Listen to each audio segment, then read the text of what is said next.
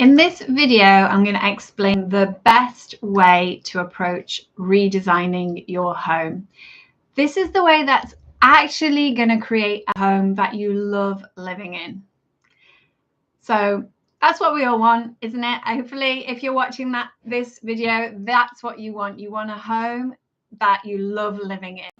And perhaps you're thinking about redesigning your home, but you're not really sure how to start. Maybe you're thinking about, well, where can we extend? Like, how much can we build within permitted development? Like, or is there a bit of space to the side that we're not really using? Could we extend there? And maybe you've even got some plans from an architect or something, but they don't really, they're for plans for an extension, but if they don't actually address what's going on inside, and the internal space just isn't designed, and you don't really know where are you going to cook, or where are you going to sit and eat, or where are you going to watch TV, or practice your hobbies, or play with the kids, or I don't know, all the things that you do on a day-to-day basis. This is a situation that I see so often. I see homeowners getting trapped by approaching their home design from the wrong direction, and they get stuck in this place of, they maybe have spent money on an architect and they have some plans, but they're useless because they don't actually give them a design. They're not designed the space that they want, and so they're kind of stuck. They can build this thing, but will it actually be nice to live in, because we don't know how to use that space. And that's the thing, you want a home to live in. The space inside your home needs to be right for you. That's the point, isn't it? It's a home to live in. It's a home where it feels easy to live in, a home where you enjoy living. You feel it's a pleasurable space to spend time in. It's a space where you feel like you're in harmony with everybody that you're sharing your home with, those other family members that you live with. You're all able to do the things that you want to do when you need to do them, on a day-to-day basis. You're not, he's not doing stuff over there that's really annoying you and making it harder for you to do the things that you need to do, or the kids are doing this thing and you need to be able to do that with them, but you can't because you're here. And all the struggles that you can have in a house where the space inside is just not designed correctly, and it can create disharmony and struggles and frustrations between you and your other family members, the people that you share the space with. It can make your life much more difficult than it needs to be, and it can just make everyday life frustrating and maybe even depressing and just not pleasurable at all. So that's what this video is about: how to design a home in the right way to create a home that you love living in. Now, this way might not be right if your intention with your home redesign is not about creating a home that you love living in. If you're just trying to create something that competes with the neighbor's house, you're thinking about selling it and you just want your house to look just as good as the neighbor's and to have the same kind of shape and size as the neighbor's house, then this approach, maybe it's not necessarily what you need to do. But if it's all about you living in your home and then loving living in your home and really finding your day-to-day life enjoyable, easy, harmonious, then this is the approach that you need to take. You're not going to achieve that space that you want, that space that you need, if you don't take this approach. So what I see often is homeowners posting on forums, on Facebook groups. Sometimes they reach out to me and they're looking for help and ideas to redesign that space that they have, the internal space. And even if they're working with an architect and they have plans, that just shouldn't be happening. So if you've got to this point where maybe you've got plans for a house extension, or maybe you're just starting off and you're starting okay, what can we do, but you're starting off thinking like, where can we extend? How much can we extend? How big an extension can we afford to build? Okay, I want you to take a step back, because that is how you're going to get into this trap. The trap is where you start to think about your design from the outside. How much can we build? Where can we build? What external space can we include into the built space of the house? Like, stop right there. Like, forget about that. That's not where you need to start. So there are two things that you need to begin thinking about, that you need to discuss with your architect, and that you need to figure out first. And that is, first of all, how do you live now? And what is it about your home that is making your daily life more difficult, more complicated, less pleasurable, frustrating, or, making it hard? And what do you need to change about your house to make your life easy and pleasurable and harmonious? That's it. That's the first point, like, so that you can create a space that makes your everyday life pleasurable, easy, harmonious. Those are the three key things that we want to create for you, an enjoyable life. And the second thing to think about is, okay, this is how you live now, and this is what's frustrating you. But then actually, are there some changes to the way that you would like to live? Or if you're planning to live in your home for the really long term, and you think, the way that your family is likely to change, are people going to move out? Are people going to move in? Are you physically going to change what you're able to do, the spaces that you're able to access as easily as time goes on? These sorts of considerations in terms of like your longer term vision for how you're going to live your life, and other things that, maybe there are some things that you love doing, but you just can't do them at home. Maybe you love entertaining and you just don't have the space for that. Or maybe you love ballroom dancing and you just don't have a room where you can practice ballroom dancing. Or like, I had one client once who loved yoga, and they practiced yoga regularly, but they were working on their headstand, and they needed a clear wall where they could, in a room that was quiet, where there were no kids and no pets coming to pester them, where they could start to work up and build up their strength and be able to be supported against a clear blank wall in a peaceful, quiet room where they could practice their headstand. And they didn't have that space. All of their walls were taken up by radiators and windows and doors and bookcases, and all their rooms were like, toddlers demanding snacks and cats sticking their bums in their face. Like, they just couldn't practice yoga in peace with a clear blank wall, and that's all they wanted. So, it could be a very small thing like that. You just want a clear blank piece of wall to practice yoga headstands against. Or it could be that you want a big dining room where you can have 16 people to sit down for and entertain them for a meal. Whatever it is, like, it doesn't matter. Well, it does matter. It's crucial. Like, what is it that you want to do? Like, what are you truly would do in your home if you could? And that's where you then say, okay, so what do I need to change about my home to make these things that I would love to be able to do, but I just can't do them now because my home is just restricting me. It's limiting my ability to live the life I wish to live.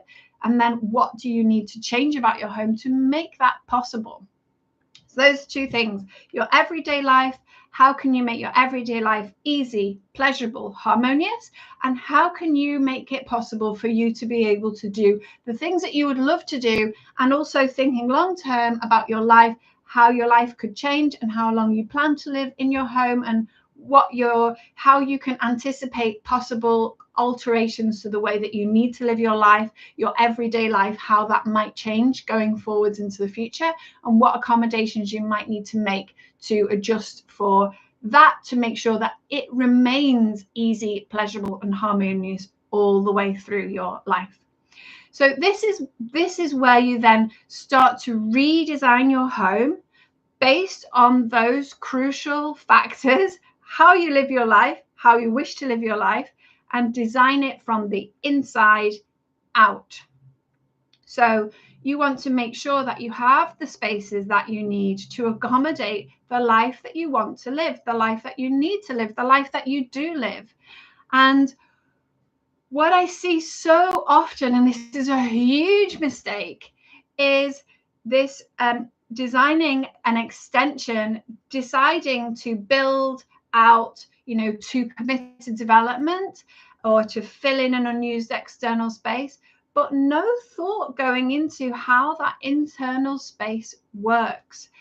And, how do you then manage that leftover bit, or how do you fit in the toilet or the pantry or the kitchen island or the utility room or the boot room or all the other bits and pieces, all the specific types of spaces that you're looking to create in there? Like, how do you fit all that in? It's like a game of Tetris. That is a completely backwards way to do it.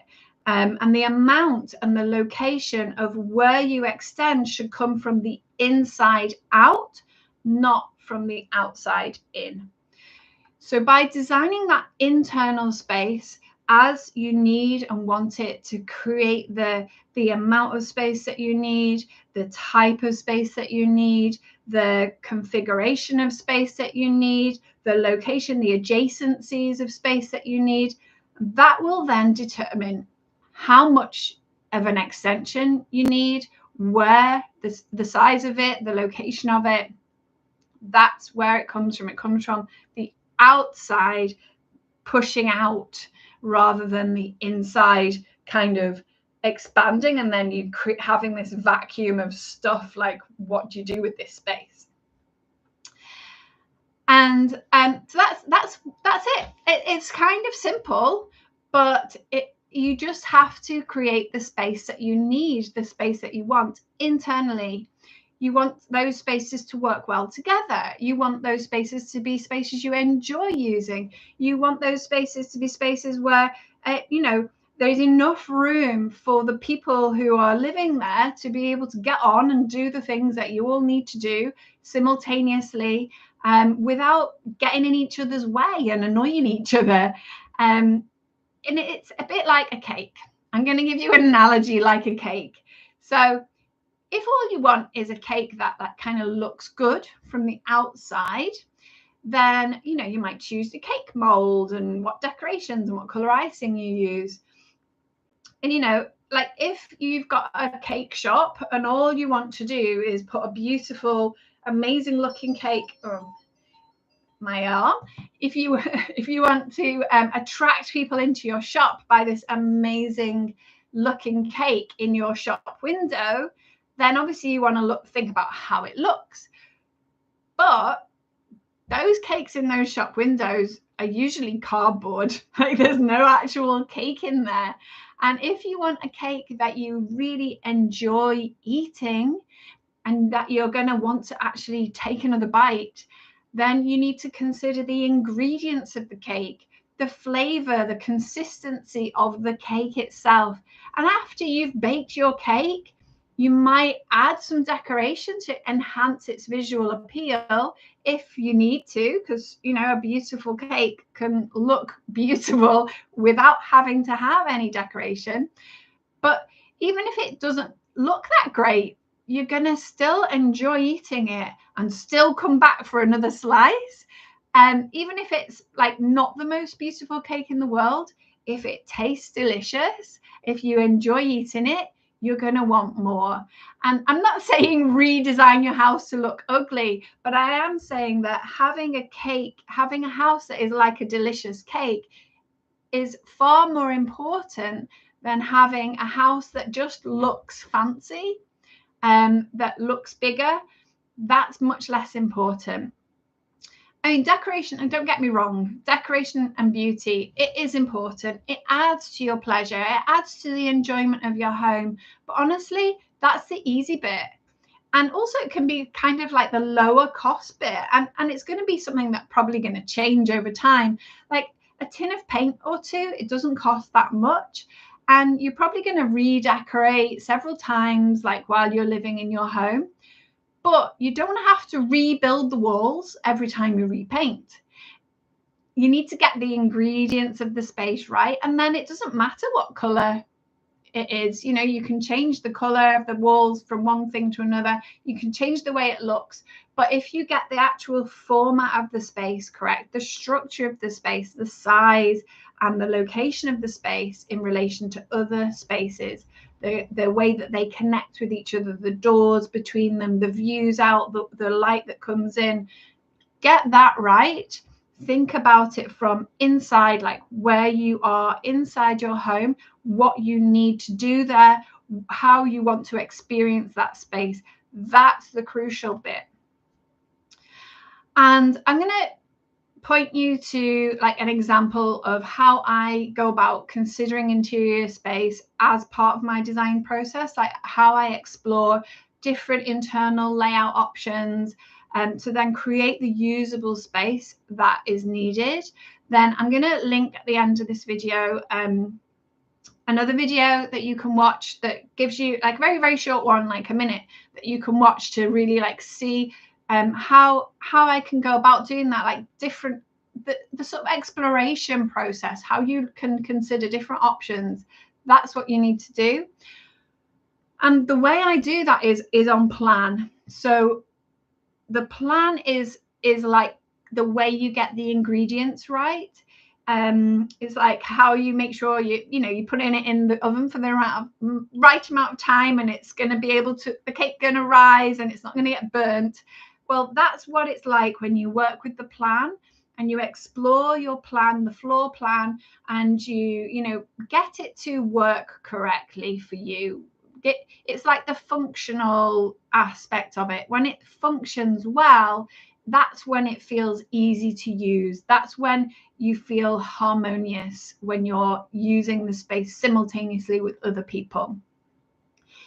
That's how you explore like the different layouts of furniture, the location of the doors, the location of the windows, the size of the space that you have. You look at that first on plan. The plan is the crucial first step. And then to start to look at how it looks and how it feels, that's when you start to then look at the sections and the elevations and looking at it in 3D. That's like the next stage. But the first point to get it right, to get that space working well, is to get the plan right. And if you don't have the plan right, then it doesn't matter. You can make it look great, but it's never going to feel good to live in. So start from the inside out. Ask yourself, what needs to change to make my everyday life easier, more pleasurable, enjoyable, and more harmonious? What needs to change just so that every day feels better?